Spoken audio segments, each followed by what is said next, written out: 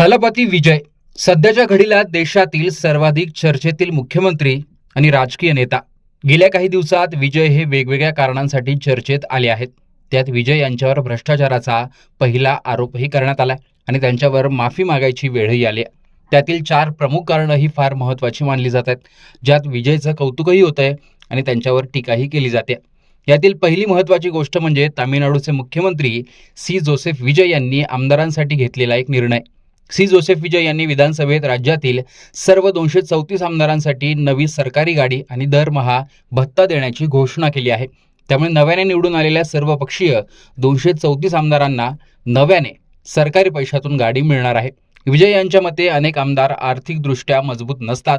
त्यांना आपल्या मतदारसंघात फिरण्यासाठी, लोकांच्या अडचणी सोडवण्यासाठी आणि सरकारी योजनांच्या पाहणीसाठी इतरांवर किंवा खासगी निधीवर अवलंबून राहावं लागू नये, म्हणून हा निर्णय घेतलेला आहे. आमदारांना स्वतःचं वाहन व मदतनीस मिळण्यास ते कोणाच्याही प्रभावाखाली न येता प्रामाणिकपणे काम करू शकतील, असा दावा सरकारने यात केलेला आहे.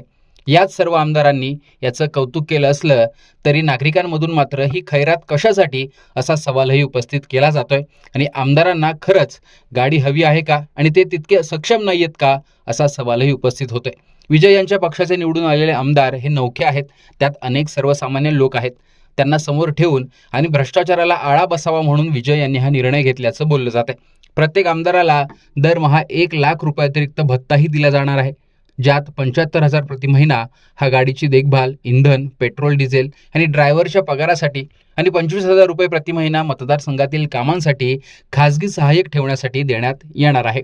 विजय यांनी घेतलेला दुसरा निर्णय म्हणजे तिसरं मूल जन्माला घालणाऱ्या महिलेला 365 दिवसांची मॅटर्निटी सुट्टी देण्याचा निर्णय. पहिल्या 2 अपत्यांसाठी प्रस्तुती रजा ही 365 दिवस आहे, तर तिसऱ्या अपत्यासाठी ही रजा केवळ 3 महिने असायची.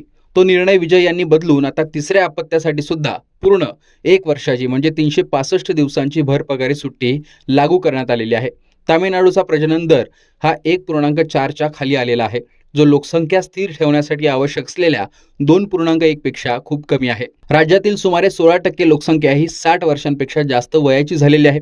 त्यामुळे भविष्यात तरुणांची संख्या कमी पडू नये म्हणून कुटुंबांना प्रोत्साहन देण्याचं धोरण स्वीकारलं जात असल्याचंही बोललं जातंय. संपूर्ण दाक्षिणात्य राज्यांमध्ये ही परिस्थिती असल्याचंही समोर येत आहे. तिसरी गोष्ट म्हणजे ज्यामुळे विजय यांना माफी मागावी लागलेली आहे. विधानसभेत वनमंत्री आर.व्ही. रणजित कुमार यांनी जुन्या निवडणुकांमध्ये पैशाच्या बदल्यात मतं विकत घेण्याच्या कथित प्रथेवर भाष्य केलं. त्यात त्यांनी कथित वादग्रस्त तिरुमंगल फॉर्म्युला याचा देखील उल्लेख केला आणि त्यांच्या कांचीपुरम मतदारसंघात मागील निवडणुकांमध्ये एका मतासाठी 1,500 रुपयापर्यंत वाटप केल्याचा दावा केला. रणजित कुमार यांनी त्यावेळी माजी मुख्यमंत्री आणि द्रमुकचे ज्येष्ठ नेते एम करुणानिधी यांचा उल्लेख केला होता. मात्र त्यांनी कलाईंगर किंवा माजी मुख्यमंत्री असा नेहमीच्या सन्मानजनक शब्दाचा वापर न करता केवळ करुणानिधी यांच्या नावाचा उल्लेख केला. तामिळनाडू विधानसभेत आदरणीय नेत्यांना औपचारिक प्रोटोकॉल पदव्या देऊन संबोधित करण्याची दीर्घकाळ चालत आलेली परंपरा आहे, ज्यामुळे विरोधी पक्ष द्रमुकच्या सदस्यांनी त्वरित निषेध व्यक्त केला आणि याला शिष्टाचाराचं उल्लंघन म्हटलं. परिस्थितीचं गांभीर्य ओळखून मुख्यमंत्री विजय यांनी लगेच हस्तक्षेप केला आणि मंत्र्यांच्या वतीने जाहीर माफी मागितली. त्यांनी मान्य केलं की दिवंगत नेत्याला अशा प्रकारे संबोधित करणं चुकीचं होतं. त्यांच्या या माफीमुळे विधानसभेतील गोंधळ शांत झाला, चर्चा पुन्हा सुरू झाली. त्यामुळे विजय यांचं कौतुक देखील झालं. முதல்ல உங்கள் தலைவரோட பேரை மென்ஷன் பண்ணி பேசுனது தவறு தான்.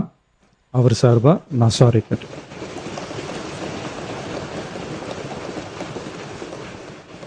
यातील चौथी आणि महत्त्वाची गोष्ट म्हणजे सरकारवर झालेला पहिला भ्रष्टाचाराचा आरोप. मुख्यमंत्री पदाची शपथ घेतल्यानंतर विजय जोसेफ यांनी पुन्हा एकदा भ्रष्टाचार मुक्त सरकार चालवणार असा नारा दिला.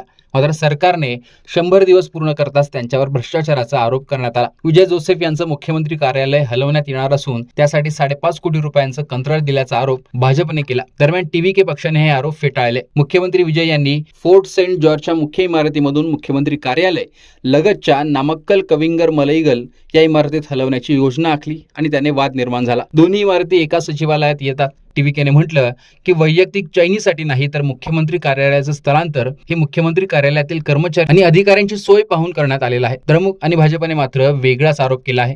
निविदा प्रक्रिया पूर्ण करण्याआधीच मुख्यमंत्र्यांच्या नव्या कार्यालयाचं काम सुरू करण्यात आलं. 5.5 कोटी रुपयांची निविदा काढल्याचा आरोपही भाजपने केला. मात्र हे सर्व आरोप टीव्हीके कडून फेटाळण्यात आले. अशा प्रकारे 4 वेगवेगळ्या गोष्टींमुळे थलपती विजय हे चर्चेत आले आहेत आणि त्यांना यात माफी मागावी लागलेली आहे आणि त्यांचं कौतुक सुद्धा झालेलं दिसून येतं. एकूणच विजय यांच्या बाबतीत घडलेल्या या 4 गोष्टी याविषयी तुमचं मत कमेंट बॉक्समध्ये सांगा. लोकसत्ताला फॉलो आणि सबस्क्राईब देखील करा.